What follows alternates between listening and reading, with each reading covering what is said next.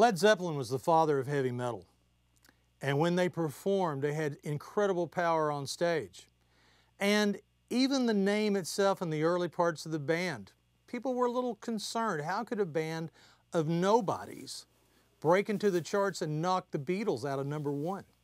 Well, let's take a look at the members. Jimmy Page was known as a sessions player.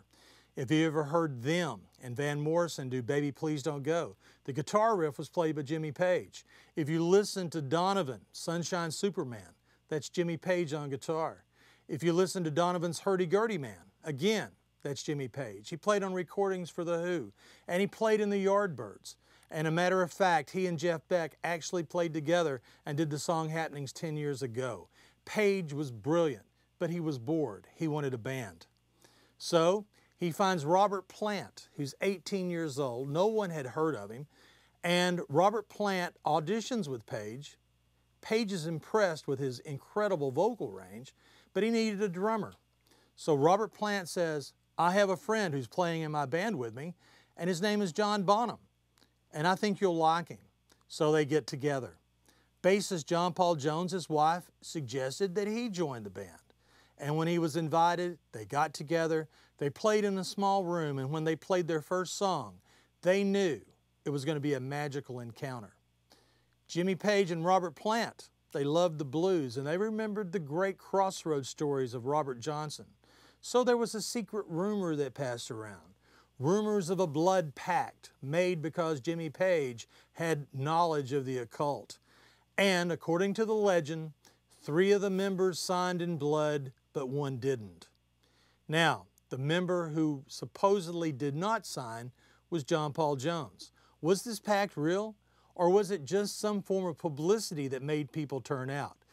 There was whispered within the band, but Led Zeppelin had never mentioned that it was real, but it was great publicity, and it followed into the patterns of Robert Johnson and the Roadhouses.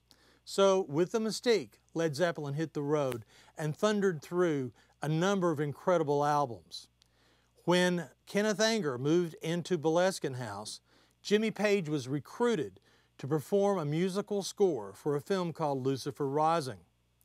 When Page did not complete the music, Kenneth Anger supposedly placed a curse on Jimmy Page, and the curse supposedly affected the members of Led Zeppelin as well. Now, if it was a curse or if it was just bad happenstance, we do know that John Paul Jones broke a finger on his left hand and was unable to do the tour. It was canceled. John Bonham had a number of car accidents, and again, tours were canceled. Robert Plant and his wife were both injured in a car accident in Rhodes at the time that Presence came out, and again, the tour was canceled. So bad luck followed Zeppelin, except for Jimmy Page, because nothing had affected him. A number of people who believed in the occult thought that Page's powers were too strong to be affected, but the others, well, they were fair game. The most terrible event occurred in 1977. While in New Orleans, Robert Plant received a phone call from back home, and his son Carrick died from complications of a very minor stomach virus. Robert Plant was said to have wondered if maybe his fame cost him one of the greatest things he loved most, his own son. This is Gary Patterson. Thanks for walking with me on the dark side. You know, you may think some of these stories are fact and some are fiction, but one thing for certain, you'll never listen to your music exactly the same way again.